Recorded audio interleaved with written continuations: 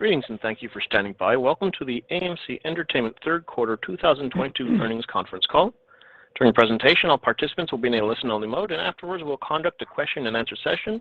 At that time, if you have a question, please press the 1 followed by the 4 on your telephone. If at any time during the conference you need to reach an operator, please press star 0. Today's call is being recorded Tuesday, November 8th, 2022. And now I'd like to turn the conference over to John Merriweather. Please go ahead. Thank you, Scott. Good afternoon, everyone. I'd like to welcome everyone to AMC's third quarter 2022 earnings webcast. With me this afternoon is Adam Aron, our Chairman and CEO, and Sean Goodman, our Chief Financial Officer. So before I turn the call and the webcast over to Adam, let me remind everyone that some of the comments made by management during this webcast may contain forward-looking statements that are based on management's current expectations. Numerous risks, uncertainties, and other factors may cause actual results to differ materially from those that might be expressed today. Many of these risks and uncertainties are discussed in our most recent public filings, including our most recently filed 10-K and 10-Q. Several of the factors that will determine the company's future results are beyond the ability of the company to control or predict. In light of the uncertainties inherent in any forward-looking statements, listeners are cautioned to not place undue reliance on these statements. The company undertakes no obligation to revise or update any forward-looking statements, whether as a result of new information or future events. On this webcast, we may reference non-GAAP financial measures such as adjusted EBITDA, constant currency, operating cash burn, among others. For a full reconciliation of our non-GAAP measures to GAAP results, please see our earnings release posted in the Investor Relations section of our website earlier today. After our prepared remarks, there will be a question-and-answer session. This afternoon's webcast is being recorded, and a replay will be available in the Investor Relations section of our website at amctheaters.com later today. With that, I'll turn the call over to Adam. Thank you, John. Good afternoon, everyone, and thank you for joining us today. Even with the third quarter financially being flattish, we join you on this call today brimming with confidence that the recovery of AMC Entertainment is well underway. AMC welcomed more than 53 million guests to our theaters around the world in Q3 of 2022, a 33% increase compared to the third quarter of 2021. On our last quarterly webcast, we were encouraged that the July industry-wide domestic box office was down only 12% from the pre-pandemic July of 2019, but we also did predict quite correctly that there would be a dearth of big movie titles being released in August and September of this year. Even so, we also were ebullient about the movies coming out in the fourth quarter of 2022 and in calendar year 2023, and that is precisely our view again today. Despite a lackluster August and September, we're seeing that the industry-wide box office is already on a rebound, both domestically and globally, clawing and climbing its way back.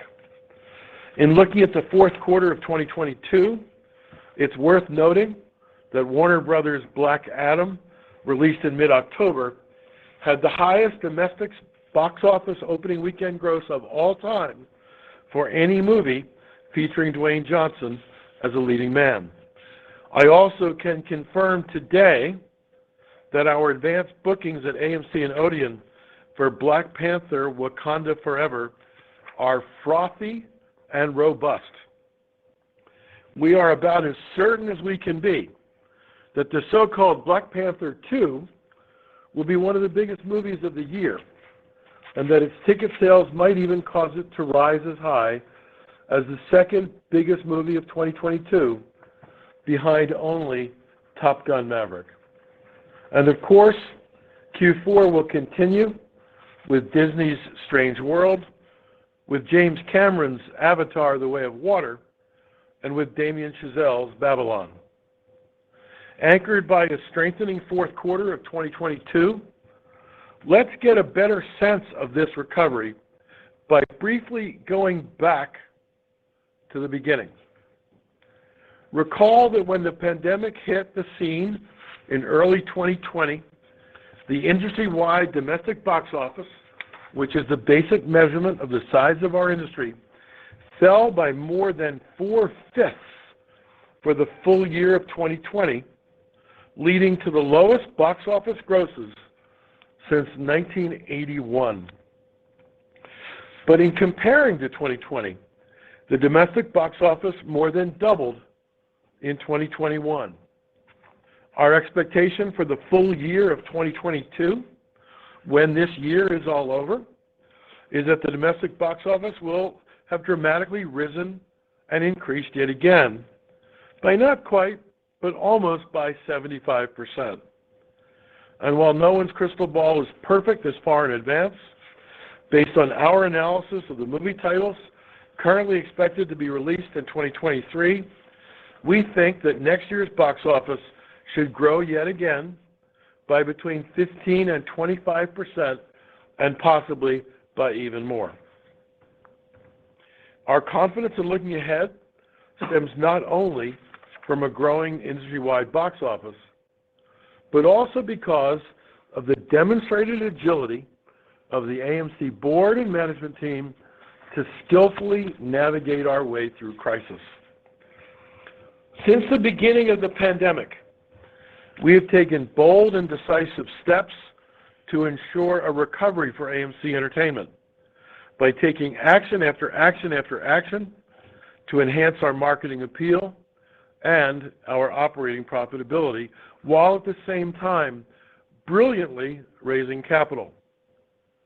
Over the last 2.5 years, AMC took in some $2.2 billion of new equity proceeds and another $2.6 billion of debt financings.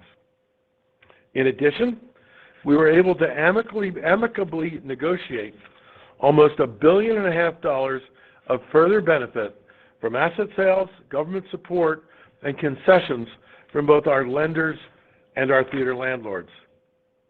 Accordingly, at the end of the third quarter, AMC had just under $900 million of liquidity. Having ample liquidity is a bedrock of strength. We will use ours both to continue to grow, but also to continue to delever. Our smart financing activities include the recently announced refinancing just a few weeks ago of our $400 million Odeon term loan in Europe, taking the debt paid off to $144 million so far this year in total. And there is also the introduction of our preferred equity units, or APEs, in August. In launching them, we said that the creation of APEs was nothing less than an all-defining moment in AMC's future, as it gave us a new currency to help AMC to grow, to delever, and to raise capital. We also said at the time to those who feared mindless dilution that we would treat our new APE preferred stock, that we would treat it as precious, and we will continue to do so. So far, we have raised only $37 million of equity proceeds from the sale of APEs into the market. We have indeed been careful. As to APEs specifically, each AMC preferred equity unit was designed to have essentially similar economic and voting rights as an AMC common share. But markets are markets. They act on their own accord, and they are out of our direct day-to-day control. Even so, we continue to be convinced that over time, the availability of APEs will serve their purpose for AMC Entertainment well, to help AMC to grow, to delever, and to raise capital. Taken together, all of the actions that we've taken have allowed AMC Entertainment to successfully navigate our way through the impact of the COVID pandemic. And by contrast, we did so while several of our competitors, both big and small, were forced into bankruptcy protection or some other form of reorganization or liquidation.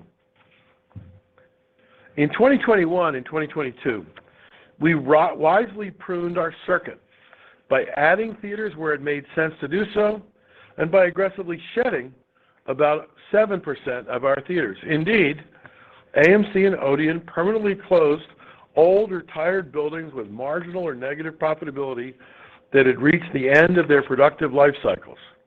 At the same time, though, we also have been able to grow our network by profitably adding attractive theaters, either built from scratch in appealing locations or those picked up from our competitors who may have stumbled. I should point out that with $900 million of quarter-ending liquidity, our eyes are keenly open to new such opportunity as it may arise, tempered only by my previous comment that preserving ample liquidity and delevering are also high priorities for us. We also have a number of bold ideas about how we can broaden our business, which I will talk about specifically later on this call. So that's where we are 2.5 years into our COVID-19 journey. We're not out of the woods yet. While the box office is unmistakably on the rise, it's still falling short of pre-pandemic levels. Adding to all that, inflation is rampant and interest rates are marching upwards. In summary, though, as I said at the beginning of this webcast, we are brimming with confidence.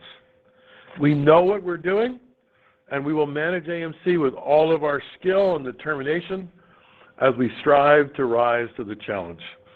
With that, I'm going to pass the call to Sean Goodman, our CFO.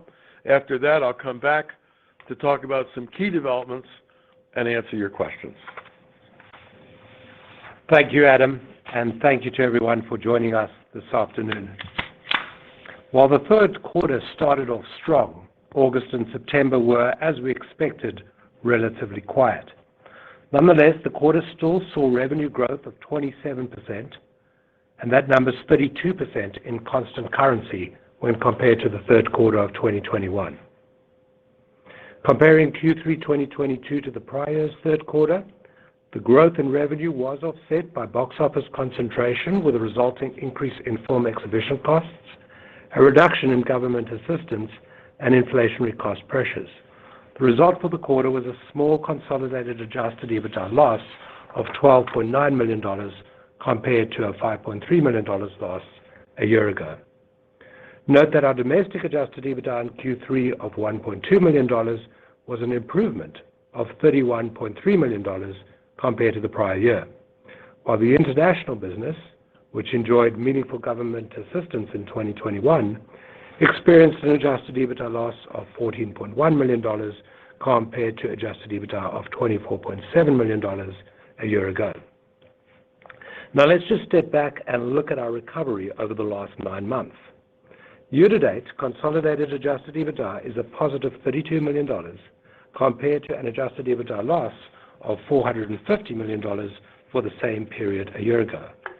That's approaching $500 million of adjusted EBITDA improvement so far this year. As has consistently been the case in this recovery period, our per-guest performance metrics remain markedly better than pre-pandemic 2019.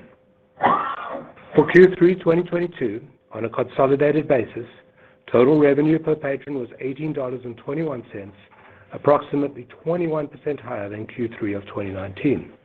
This was driven by admissions revenue per patron growth of 12%, food and beverage revenue per patron growth of 30%, and other revenue growth per patron of 48%, all compared to the third quarter of 2019. Taking a closer look in the domestic business, admissions revenue per patron increased by 15% compared to Q3 2019 to $10.90, and our international business achieved a 2% increase to $8.60. Normalizing for the strength of the US dollar compared to 2019, international admissions revenue per patron increased by 10% in constant currency. From a food and beverage perspective, we continue to enjoy exceptionally strong food and beverage revenue per patron. In our domestic markets, food and beverage spend per patron in the third quarter was $7.11, That's 33% higher than average spend in pre-pandemic Q3 2019. And in the international business, food and beverage spend per patron was $4.10. That's nearly 15% higher than Q3 of 2019 and nearly 24% higher on a constant currency basis. Finally, domestic other revenue per patron increased by 54%, and international other revenue per patron increased by 37% and 48% in constant currency. Going forward, we are focused on continuing to drive strength in these key performance metrics through one, ongoing development of our industry-leading AMC app, website, and loyalty programs. Two, enhancing the guest experience, including our innovative food and beverage offerings. Three, providing the very best possible sight and sound experiences through premium offerings such as IMAX, Dolby Cinema, and AMC Prime. And four, growing revenue through diversification initiatives, such as renting out our theaters during off-peak times, marketing and promotion initiatives. All of the above to be achieved while paying very close attention to our operating efficiency. Note that premium format attendance represented 14.9% of domestic attendance in Q3 2022 compared to 12.6% in the third quarter of 2019. And in our international markets, premium format attendance represented 9% compared to 8.4% in the third quarter of 2019. Let's talk about the balance sheet now. We ended the quarter with liquidity of $896 million. This is comprised of $685 million of cash and cash equivalents and $211 million of undrawn credit facilities. As anticipated and discussed during last quarter's earnings webcast, cash burn this quarter was adversely impacted by the relatively quiet box office in August and September, together with seasonal working capital requirements. Our working capital will naturally come under pressure when a relatively strong quarter is followed by a weaker quarter, and Q3 was no exception. Operating cash burn for the quarter, representing cash burn before debt servicing costs and before deferred rent payback, was approximately $179.2 million. Looking ahead, we expect our cash burn to improve in Q4 with a return to positive operating cash generation. Regarding capital allocation, our priorities remain unchanged. One, maintaining sufficient liquidity to manage through the recovery phase of our business. Two, strengthening our balance sheet by extending maturities, reducing debt, and reducing associated interest costs. Three, investing in our business to enhance the guest experience. And four, opportunistically pursuing value-enhancing initiatives, including those that lead to diversification of our business. During the third quarter of 2022, we strengthened our balance sheet by repaying approximately $23 million of deferred rent, reducing our deferred rent balance to approximately $196 million. Recall that back in March 2021, this balance was more than $470 million, and over the last 18 months, we've lowered our deferred rent liability by nearly $275 million. In 2022 alone, deferred rent has been reduced by approximately $119 million. We expect to further reduce this deferred rent balance during Q4 by another approximately $50 million. In addition to the reduction in deferred rent, as Adam noted, we have taken further actions during the year to extend debt maturities and reduce our debt balance. The net result is an approximately $144 million reduction in the principal amount of interest-bearing debt outstanding and an extension of debt maturities through to 2026. All told, if we include the decrease in deferred rent, we've actually reduced our debt liabilities by a total of approximately $263 million so far this year. CapEx, net of landlord contributions, was $44 million in the quarter, and for 2022, we continue to expect CapEx to be in the range of $150 to $200 million. Actively managing our theater portfolio continues to be a priority. During the third quarter, we added 4 new theaters and closed 8. This This brings the total number of locations closed since the pandemic began to 106, and the total new locations open to 49, for a net reduction of 57 locations. The combined 49 new locations continue to substantially outperform 106 closed locations and also outperform our underwriting expectations. We continuously seek opportunities to strengthen the balance sheet while simultaneously weighing the liquidity needs of our ongoing recovery. And as the steps that we have taken to date show, we are ready to take action as attractive opportunities arise. And with that, I'll hand the call back over to Adam to review some exciting recent announcements and provide an update on our strategic initiatives. Thank you, Sean.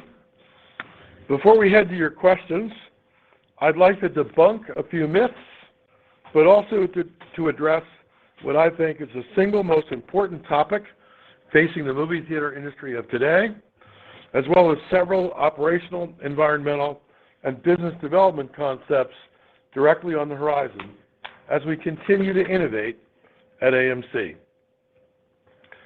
Since the pandemic first arrived, the press has been filled with three concerns that conventional wisdom has repeatedly insisted would be existential threats to moviegoing in theaters: fear of infection of the coronavirus disease, the rise of streaming services, and the collapsing of exclusive theatrical windows.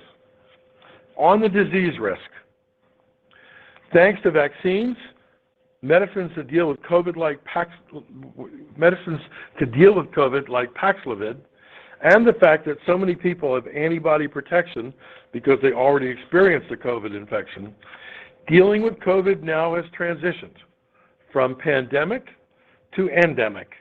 It's now more like the seasonal flu, which has been with us for more than a century since it was a killer pandemic in the early 1900s.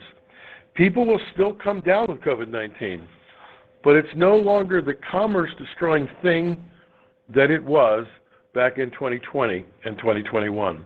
Life is returning to normal. Risk one, dealt with. On the streaming services risk, we have long said that the consumer's voracious appetite for content is big enough for movie theaters and streaming services to coexist harmoniously together.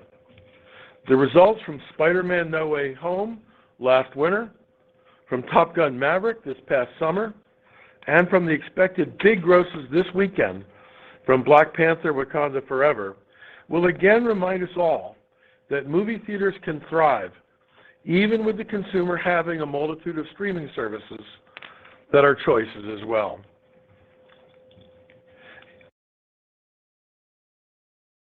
As opposed to streaming services being a threat, we think they're a potential ally for AMC Entertainment. This month, for example, we're showing our first ever Netflix movie at AMC, the sequel to Knives Out. We recently announced that we will be showing Paramount Plus's smash hit Yellowstone in our theaters. Last December, we played Amazon's Being the Ricardos, which starred our very own heroine, Nicole Kidman. And of course, Amazon also now owns MGM, whose movies appear prominently on our AMC big screens. Theaters and streamers can thrive simultaneously and can thrive together. Risk two, dealt with. And as for the risk of collapsing windows, during the height of the pandemic, several studios experimented with going to simultaneous home and theatrical release, or found themselves forced to sell out movie titles that originally were bound for theaters, but which went elsewhere instead. Fortunately for us, studios appear to realize how much boundless money they can make by taking their films to movie theaters first. While there may be an occasional exception here or there, our industry has coalesced around an exclusive 45-day window for theatrical release. Hopefully, that will turn out to be acceptable for studios and acceptable for theaters to both do well. Risk three, dealt with. At this point, there is only one topic that should be on the top of all minds and the tip of all tongues. It's not the coronavirus, it's not streaming, it's not Windows. It is this. Movie theater operators need more movies.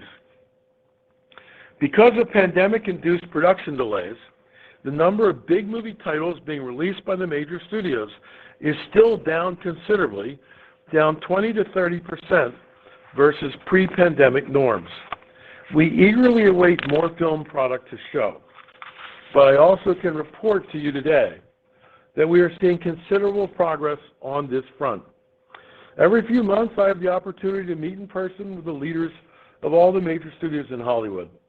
Over and over again, I am hearing from them that they are doing all in their power to pick up the pace of the number of movies that they will be releasing theatrically going forward. That's the major challenge facing the movie industry right now, above all else. And there can be optimism that more movie titles, rather than fewer movie titles, are in our future. Let's turn back to AMC initiatives. There are 7 that I'd like to address directly and update you on.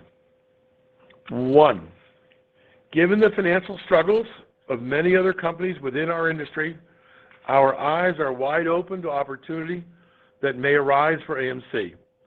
There is nothing further to report to you today on this subject, but know for sure that we are paying close attention. 2, at our existing theaters, we're doing an enormous amount of business on our premium large format screens. So we're doing all that we can to renovate existing screens and increase the number of IMAX, Dolby Cinema, Prime, and iSense screens at our AMC and Odeon theaters. 3, we have started the multi-year installation of laser projectors broadly across thousands of auditoriums in the AMC system. They dramatically brighten and sharpen the images on our screens, thereby greatly improving the movie-going experience for our guests.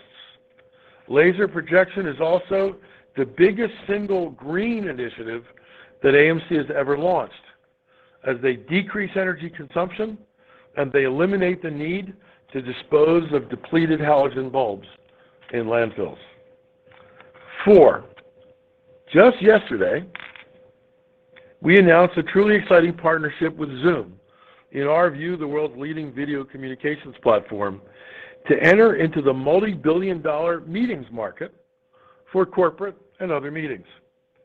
With this new partnership, we are able to offer meeting organizers the best of both worlds, the spectacular communications technology of Zoom, combined with the comfort, size, scale, and state-of-the-art sight and sound capabilities of AMC's centrally located theaters. These new Zoom rooms at AMC are an all-new product that will be available in as many as 17 major cities across the United States starting sometime in 2023. Using a Zoom room at AMC, meeting and event organizers will be able to bring together decentralized workforces or customer bases in significant numbers of people from different markets, but together at the same time for a cohesive, both virtual and in-person meeting experience. It is not a well-known fact, but already, right now, AMC does about $20 million a year of meetings business, and that's limited to one movie theater at a time without the cross opportunity to link up through Zoom technology theaters in multiple markets simultaneously. We're optimistic about the growth in revenues that we can generate from the very substantial meetings market. Additionally, we're in the final throes of development of an AMC branded credit card. So item 5 on my list of 7, I am pleased to tell you today that we firmly expect that our new AMC branded credit card will be launched in the first quarter of 2023, if not sooner. We could not be more excited about the progress we've made in getting to this point. Full details to come when we launch. 6. Much also has been written about AMC's coming entry into the multi-billion-dollar popcorn market. Our food and beverage and marketing teams have made great strides in product development, in packaging, and in our distribution plans. I fully expect that in partnership with a major national retailer, AMC Perfectly Popcorn will be on the shelves at grocery stores around the United States in the first half of 2023. Our AMC brand has credible resonance amongst consumers of popcorn, and we can't wait to see the smiles on your faces as you get to see AMC Popcorn in a store near you. And lastly, update number 7. Let's briefly tell you about developments recently at Hycroft Mining. Just last week, Hycroft reported the second round of results from its drilling exploration program, the biggest such exploration program on the Hycroft mining site in northern Nevada in nearly a decade. As was the case when the first round of exploration results were announced, Hycroft uncovered more gold and more silver in them thar hills. And of vital importance, Hycroft has been finding ore deposits that are of significantly higher grade. We made the Hycroft investment recognizing the vast potential of the Hycroft asset if the company were appropriately capitalized. The results to date are extremely encouraging. I have to admit to being amused how receptive our shareholders were to our investment in Hycroft, and by contrast, how astounded Wall Street professionals were to that same announcement. Accordingly, while there's no certainty in life, nothing would give me more pleasure someday well down the road than to report to you the degree to which we can monetize our Hycroft investment, hopefully in eye-popping numbers. In closing, we at AMC very much appreciate the support that we continue to get from our passionate shareholder base. And let me say personally that it's been a particular honor for me to meet with many of our shareholders one-on-one at the movie screenings I've personally been hosting around the country, and as of next week across the globe, as my 11th such screening will be for the movie of the hour, the much anticipated Black Panther: Wakanda Forever, at the Odeon Lux Holloway Cinema in London this coming Monday night, November 14. Sean, let's now move to questions both from our shareholders and from industry analysts. Let's start with questions from our shareholders. Thank you to them for submitting their questions. I've grouped the questions into 3 categories. So the first category, Adam, is innovations. And the first question there is, where do you see AMC expanding in the future? And what categories of innovations are in the pipeline to enhance the business? So these items were sort of addressed in my earlier prepared remarks. Number one, within our existing theaters, the amount of business that we do in our premium large format screens is significant. Sometimes on our opening weekends, even though our premium format screens represent only 10% of our auditoriums, sometimes they're producing as much as 50% of the gross of our films across the network.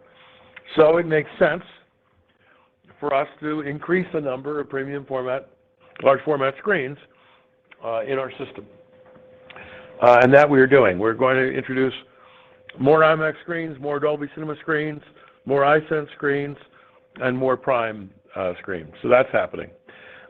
Second, in terms of innovation, again, I mentioned it in my prepared remarks, but I can't say enough how big it is that we're deploying about $250 million of resource to introduce laser projection in about half of our auditoriums. This is a technical term, but the so-called light levels inside a movie theater with laser projection as contrasted with a halogen bulb, it goes up by between 50 and 100%. It means the pictures on the screen are sharper, they're brighter, and therefore the movie watching experience is that much better. We're always going to want to create an environment in our theaters that makes a consumer want to get off their couch at home and come out to a theater. And brighter, sharper pictures, especially doing so in an environmentally friendly way, is a good way to do that. And then the third major item of innovation for AMC is what we've been doing away from our theaters. Things like the branded credit card, things like Perfectly Popcorn, things like Zoom Rooms, which is in our theaters but away from movie watching per se. These are all areas where we think AMC will shine going forward. And it's not exactly innovation, but you talked in your remarks about how we closed 100 plus marginal theaters and opened 50 new ones, and the 50 new ones make a lot more money than the 100 that we closed. I do continue to think that as the rest of the industry stumbles financially, we're going to see increased opportunity to grow our network and take advantage of our various strengths. Next question here, Adam, is a request for an update on AMC On Demand. AMC On Demand, which we introduced several years ago before the pandemic, has always had kind of low usage. Candidly, while it's a good little product, I think our money is better directed elsewhere. And so the money that we have been investing to grow AMC Theaters On Demand is money I think that instead we ought to be putting in placing a significant number of branded credit cards or taking popcorn to the home popcorn market. So I think that as we look to 2023, we're going to look to either phase out AMC Theaters On Demand or alternatively joint venture with another party to offer that same capability to our guests, but not necessarily to investment spend to build it up ourselves. So I mean, it takes me to the point that at a time when dollars are precious, because the recovery of the movie industry has taken a considerable time. You and I agree, Sean, that we need to be laser focused on making sure that every dollar counts. Cut every dollar of expenditure, increase every possible dollar of revenue, back the best ideas, walk away from the ideas that may be intriguing, but may be of lower grade priority. Two questions here. Thanks, Adam. Two questions here that you did mention in your prepared remarks, but people are asking when can they expect to see AMC branded popcorn on the shelves, and what is the long-term potential of the partnership with Zoom? So maybe you want to add a little bit more color. Sure. Sean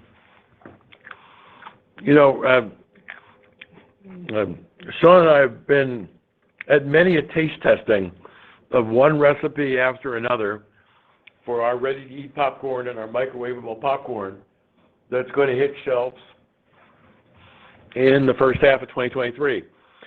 We've seen the packaging, which I think is beautiful. We've had numerous conversations with major national retailers and are getting really favorable response. People want to carry this product on their shelves. You're going to see it in the first half of 2023. I was supposed to caveat everything because you never know what can go wrong, but my firm expectations is on the shelves first half of the year. As for Zoom, I was in the hotel industry for a good chunk of my career. The meetings market is a multi-billion-dollar market. And for any of you who've gone to a hotel for a meeting and sat in their ballrooms or in their breakout rooms, their chairs are not comfortable. When you compare the comfort of an AMC signature recliner seat to what you might get at a hotel, we beat them. Traditionally, we've only been offered to offer meetings at a theater as a standalone entity. Now, thanks to our partnership with Zoom, we're going to be able to link up theaters in city after city so that people who want to have a nationwide meeting, instead of having to get everyone to fly on a plane and go to a convention city, can do so simultaneously at our theaters. And I saw some reaction to the press announcement yesterday at Zoom. Why would people go to a theater? Why don't they just sign in on Zoom? Because Zoom's an amazing thing. As you know, we run our whole company on Zoom for 2.5 years now. But the answer is when you've got 50 or 100 people in a city, and you've got those 50 or 100 people in a dozen different cities, it's not the same thing to have 500 or 1,000 little mini pictures on a Zoom screen where everybody is alone, either at their desks in the office or maybe at home or somewhere else, signing into Zoom one by one by one by one.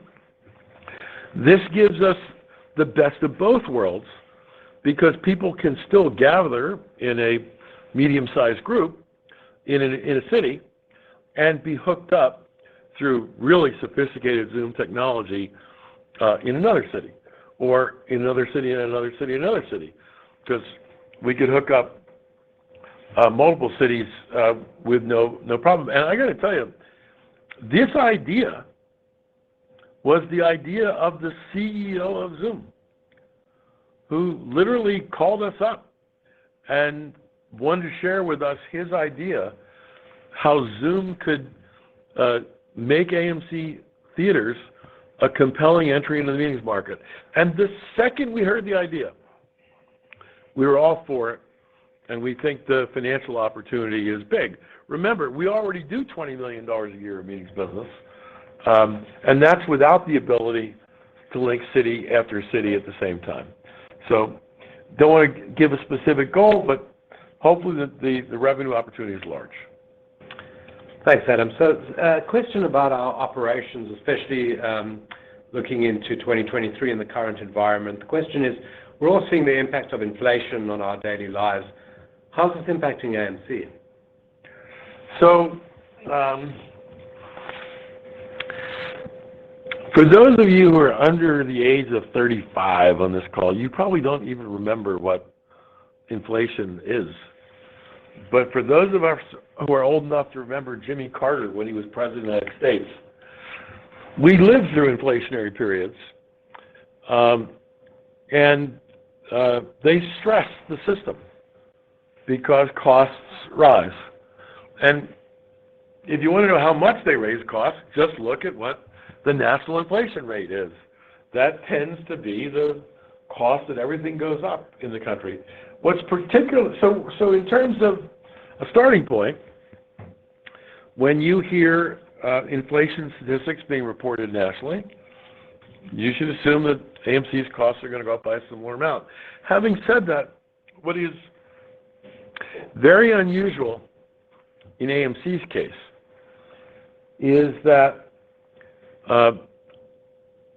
because the box office is on a path of recovery, the volumes that we're seeing in our theaters, the volumes of customers that we're serving, is rising dramatically.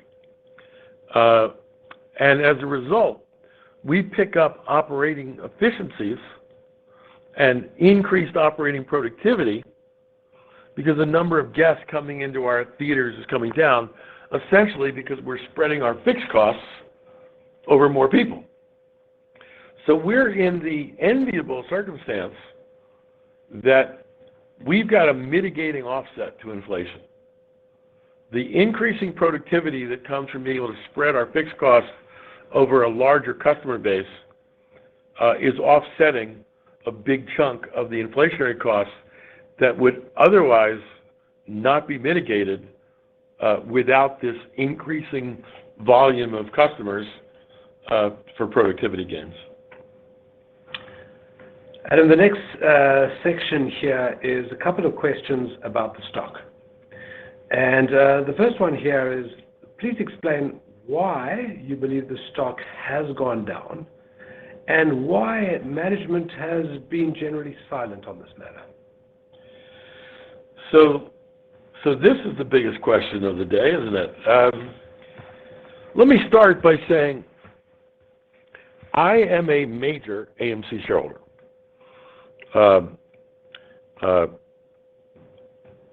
It is an enormous part of my net worth, and I venture to guess that I personally own more shares than anyone listening on this call today. So I assure you that just as you watch the share price, I watch the share price. Having said that, in terms of decline, there are a lot of factors. These aren't the only reasons why the share price has fallen. But look around at what's happened in the United States, and for that matter, the planet, over the past several months. There's a war going on in Ukraine, which is not good for global stability. It's caused a surge in energy prices. It's caused dramatic inflation, which in turn has caused the Fed to commit to raising interest rates. These are all factors that have affected the market overall.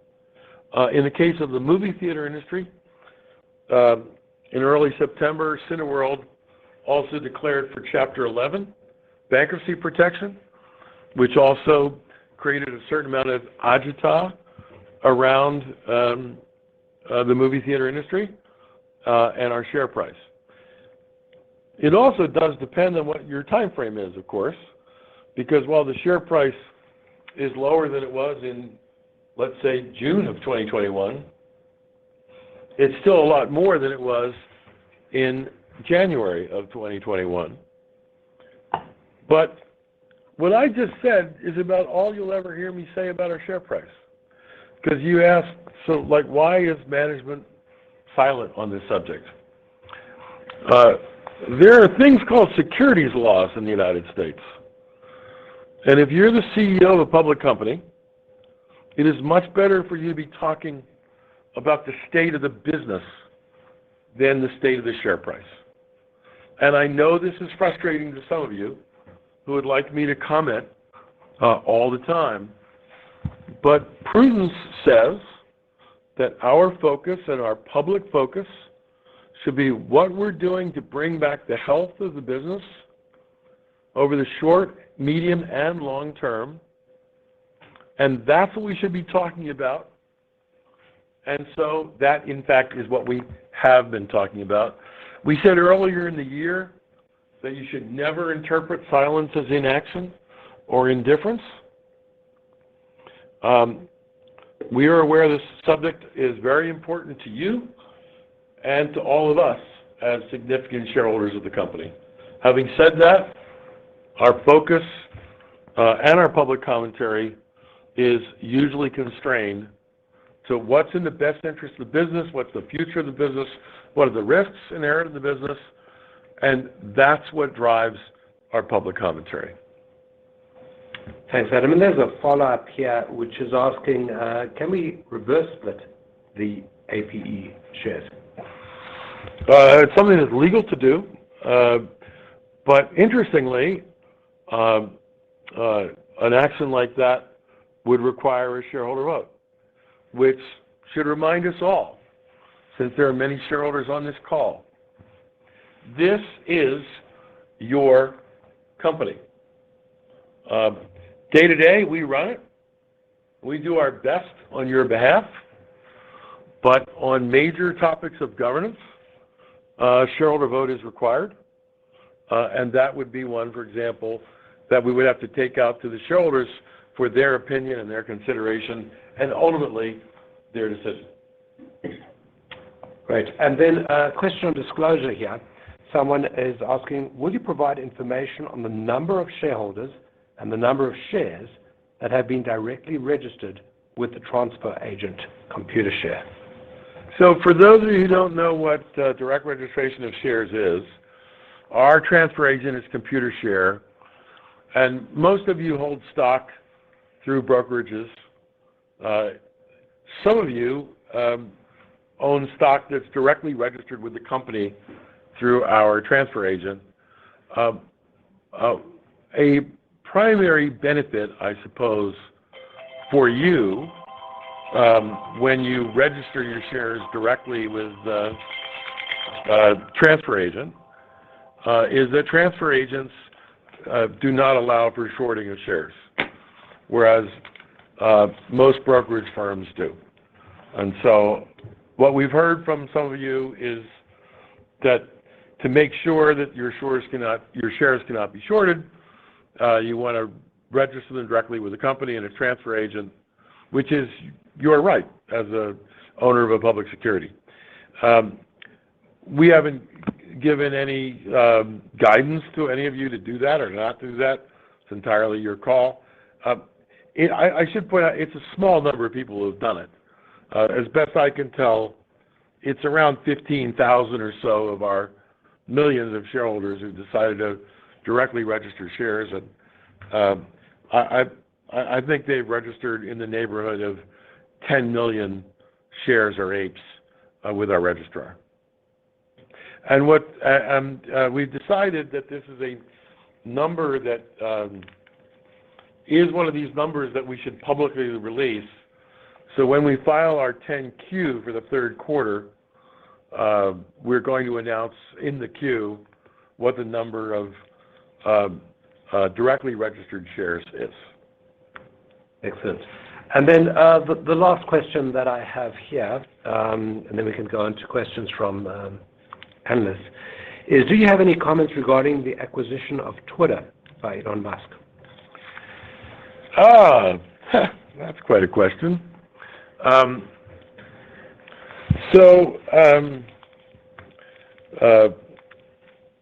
The funniest comment that I heard on Twitter in the past 2 years was, the two great meme stocks are AMC and GameStop.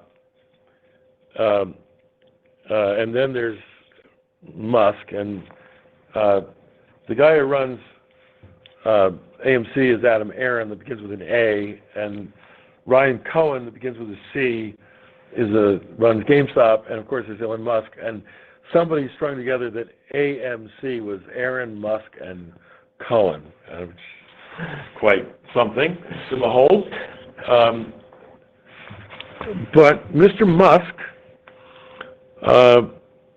is just taking control of Twitter, and I have no comment, really, one way or another, whether he will do a fabulous job owning and running Twitter or not. But what I can tell you is that the asset that he bought, meaning Twitter, this is the most incredible communications tool that I've ever seen. And if you just look back over the last, what is it now, a year and a half, that I've actively been tweeting with our shareholder base, we've been able to convey hundreds and hundreds of important messages to you all about what's going on in our company. And I've been able to read literally hundreds of thousands of inbound comments back to us. I spend about an hour a day on Twitter, mostly reading what you have to say. And I learn so much about what's on your mind. And of course, Twitter also gives us the opportunity not only to learn by listening from you, but also to share information with you and share news with you. And so I continue to be astounded by how impactful and powerful Twitter is as a communications vehicle. And I hope that Elon Musk does good things with Twitter because it's a very valuable national asset if it's run well. With that, I guess, Scott, the operator, can you see if there are any questions from our industry analysts who are on the call? Absolutely. Thank you. If you'd like to register a question, please press the 1 followed by the 4 on your telephone. You will hear a 3-tone prompt to acknowledge your request. If your question has been answered and you would like to withdraw your registration, please press the 1 followed by the 3. If you are using a speakerphone, please lift your handset before entering your request. Once again, that's 1-4 to register for a question. One brief moment for the first question.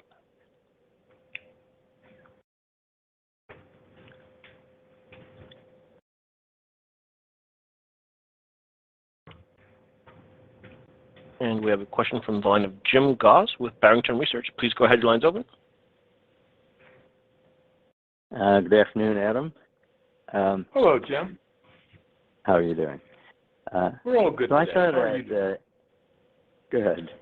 I thought I'd ask you about the Stubbs A-list. It's been sort of not relevant for the past couple of years as the content and everything has been under pressure, but I wonder if you might talk about whether you have a plan to revive it, make it more relevant as the amount and mix of content improves, and where it might stand right now. What is your starting point?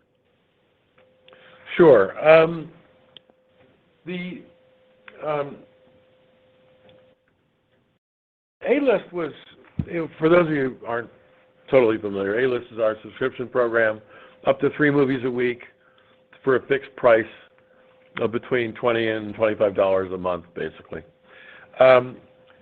When we launched the program in June of 2018, it instantly took off.